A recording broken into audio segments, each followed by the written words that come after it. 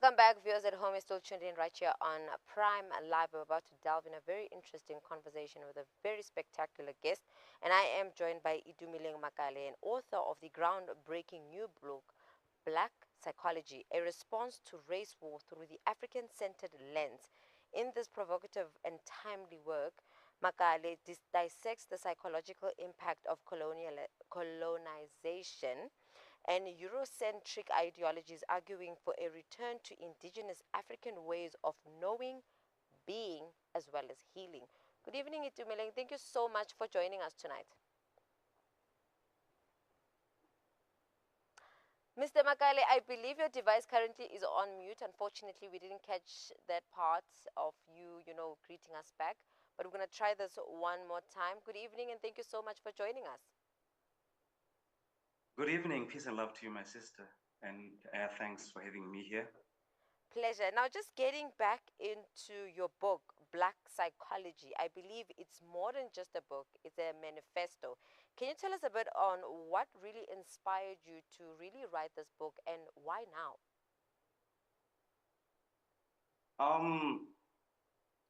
The impetus behind the writing of this book is what can be accounted for in the psychohistory of African people, explaining the behavior of complicity, naivety, loss of sense of direction, being able, to only define that from which freedom is sought, but not defining that for which is sought. I found the understanding of our liberation struggle history only in terms of politics and economics to be, inadequate,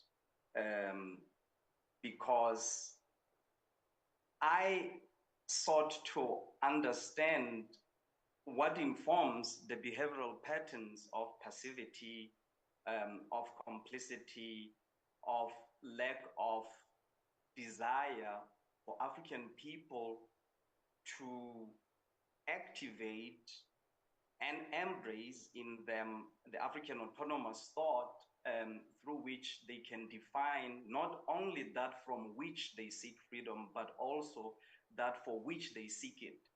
So I found that to be at the heart of the psychodynamics of Black suffering within the context of colonization and the resultant effects on Black behavior and attitudes. Now, another thing that the book actually boldly critiques European psychological frameworks. In your view, how do you define the African-centered alternative, and what does it exactly reclaim in this sense?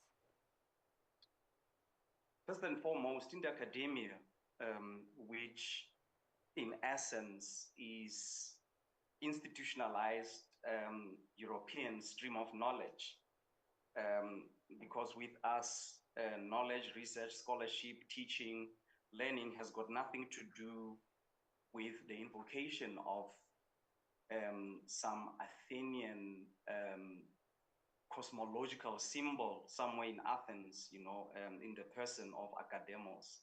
So European or Europe-centered or Eurocentric psychology is only such because it developed out of a cultural milieu of people with proclivities that are informed by set of values that are part of the body of culture that birthed, how they convey themselves to life, and the world view then through which they lens life itself, and to inform what systems to put in place, what institutions to run those systems, and for what benefit.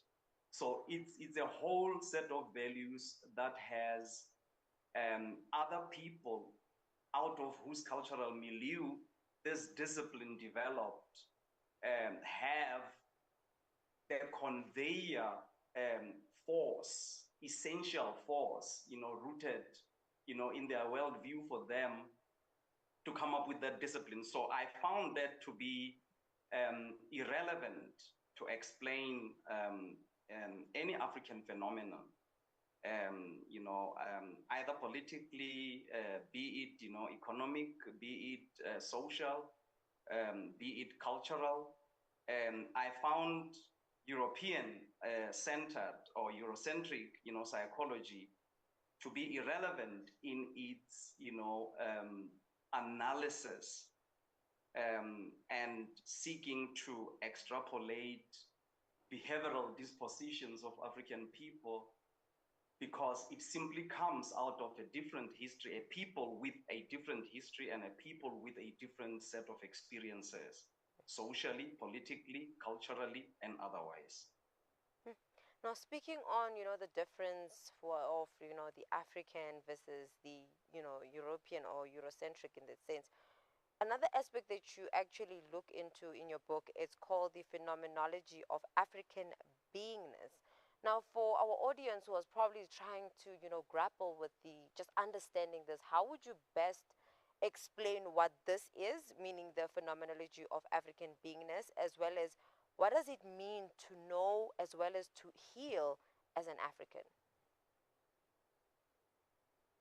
For us, what it means to know is to acknowledge existence in, and of itself, and seeing us as being integral to existence, and acknowledging the very power of our being as resting within existence itself that we are part of, which is not a phenomenon that is independent of us or that has us, separate, from itself. We, in the African-centered lens, or through the African-centered lens, see existence as interfacing to form a tapestry of interconnectivities, that everything is connected to everything. So healing for an African is first and foremost having to do with dealing with the damaged roots of consciousness, which is the way of seeing things, the way of understanding things from the enlightened field of awareness. Having set out, as African people, to cultivate a way of life in consonance with what we vibrate to, living from our essence as African people. This is our peculiarity. So healing that would be needed by African people is healing that would be addressing conditions that were politically, socially, economically contrived throughout the course of liberation struggle history to cause misorientation that the African consciousness is plagued with. Healing the damaged roots of consciousness would be the first thing that would have to be attended, if you want to address the question of healing as far as, the African people or the Black race is concerned, because the consciousness has been falsified. Mm. So looking at, African beingness in the aspect of identity as well as self-worth, how has colonization and its lingering systems distorted this African psyche? Colonization has distorted African psyche at the consciousness level, because consciousness has contents. And the contents of consciousness are both conscious and unconscious drives, a particular knowledge, a certain set of values, pathologization, through European incursion of contents of our consciousness was the psychological onslaught at first instance that the Africans suffered, from Europeans, with the prefigured notion of beingness, which precluded our worldview and lessons about what is human and what is life. Because psychology as a human science that is taught in the academia, which I've already, alluded to as nothing but institutionalized European knowledge stream. Psychology as a discipline is a human science that is taught to African people as its recipient by people with whom we do not have the same concept of what is human. So if psychology is a human science, it is fundamentally flawed, irrelevant, to be dished out epistemologically to African people as its recipients, when it is based first and foremost on the concept of what is human, that is at polar positions with what we conceive of as human, as African people. Mr. Makale, another aspect that you actually explore is race war, right? And how do you interpret this war, and in what ways is it being waged on African people today, both overtly as well as psychologically? Disorientation of people's consciousness is an act of violence, which one of the African-centered warrior scholars, Dr. Bobby E. Wright, in his book, The Psychopathic Racial Personality, which I reference a lot in Black Psychology, a response to race war through the African-centered lens, my work, he brings us to a concept that, behind which he coins the term menticide, which is the destruction of a group's mind with the intention for their extirpation, meaning their complete removal. You destroy a group's mind, and destruction of a group's mind is also a violation of the Geneva, the Geneva Convention on genocide, because genocide is nuanced. It's not only physical. You commit genocide when you engage a people, in menticidal, exploits, wherein you reconfigure how they view themselves, how they see the world, how they relate with other life forms, and how they find resonance with life itself. That is an act of genocide, which Dr. Bobby E. Wright, calls menticide, which is the destruction of a group's mind with the intention, of gearing, at their extirpation, their complete removal. That is violence. And this is the former, and the latter form of violence is the physical one, the overt one, wherein throughout our history we had, wars of resistance against incursions by Europeans into our existential space, by those with consciousness that could not be afflicted with, this kind of misorientation, this menticidal misorientation that Dr. Bobby E. Wright, the warrior, African-centered, ancestor scholar, is, referring us to, is educating us on in his immortal work, Psychopathic Racial Personality. So this is violence. This is war, in subtle terms, in subtle ways, through disorientation of our consciousness, using cultural misorientation, meaning taking people away from their cultivated ways of lives, through which they, through contact with sense, sought to be in consonance with nature and innovate in that consonance with nature. You disrupt the people's evolution, and you contrive conditions that would ensure that they will never rise or develop as a people. So that is war. Now, another thing you propose is a paradigm shift to extricate African psyche. Just for our viewers at home, what does the shift look like in real terms, particularly in schools, therapy, or community leadership? As you know, you would know, a paradigm, is a way of looking at things, is a way of seeing things. And the work, Black psychology, is a paradigmatic work.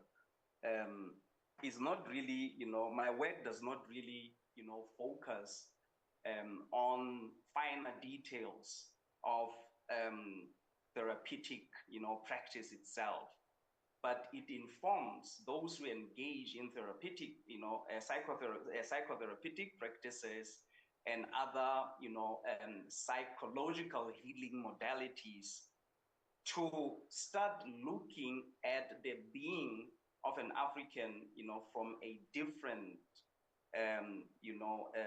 viewpoint, not through the spectacles of Europe that has already predefined an African in terms of how it conceives, of what is human, which is a substandard to what Africa considers to be umuntu or mutu, which is not a mere biological phenomenon. Then the paradigm shift, you asked me about schools.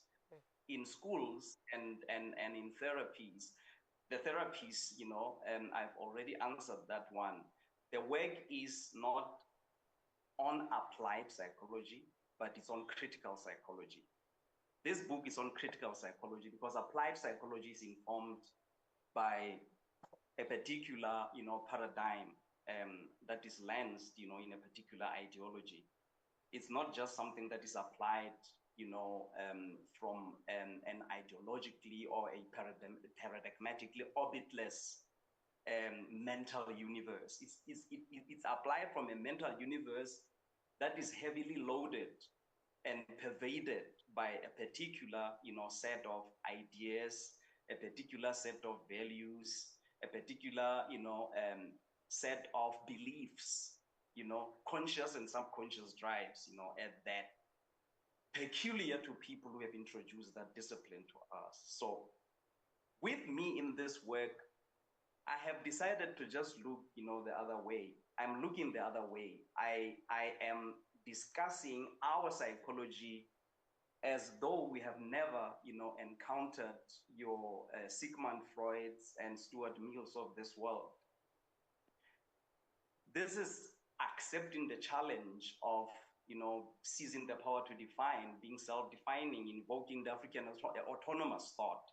The same way Europe, developed and established itself from, the autonomous thought of those who are esteemed to be mothers and fathers of knowledge, at least to Europe, which has ostensibly been made a universal, or a universally accepted phenomenon, which to a critical African-centered, scholar, it never bypasses, the critique that is leveled against it, The paradigm shift would mean, since our knowledge, our African indigenous knowledge, responds to yearnings and promptings of us as African people, it's a different knowledge stream that has to be engaged in autonomously by African people, uninfluenced, without any parenthesis of some European qualifiers, intellectual qualifiers for validation. As a separate knowledge stream, we need to develop institutions that will house it. I'm not talking about taking African knowledges, bits and pieces of African knowledges and sprinkle them over the European body of knowledges and call that, a decoloniality discourse, which is one of the discourses that, I find to be non-starters because of the assimilationist and accommodation-seeking, approach that is being taken in those discourses. We do not have African schools, not in South Africa, not anywhere in Africa, but we have European schools wherein miseducation and diseducation, fostering cultural misorientation and consciousness disorientation, have become an autopilot. It does not require physical presence of Europeans, intuition, for these schools not to be seen as ours. They are not ours whether they are physically present or they are not. Because when the mind is controlled by someone, the behinds, are taken care of. Mr. Makale, thank you so much, for joining us today and really beautiful aspects about your book in terms of, re-looking, African beingness and just re-understanding race wars and also, taking into what you really said about, how you critique and why you critique Eurocentric psychology. But thank you so much for joining us and giving us those insights about your book. Peace and love to you, my sister. Peace and love to you, Mr. Makale. Viewers at home, that was Itumeleng Makale, who is an independent, African-centered, sovereigntist scholar as well as an author who was really giving us insight on his new book called The Black Psychology, A Response to Race War Throughout the African-Centered Lens. Viewers at home, that's where we close it off for now. Let's head over to Salah. We'll see you just after that.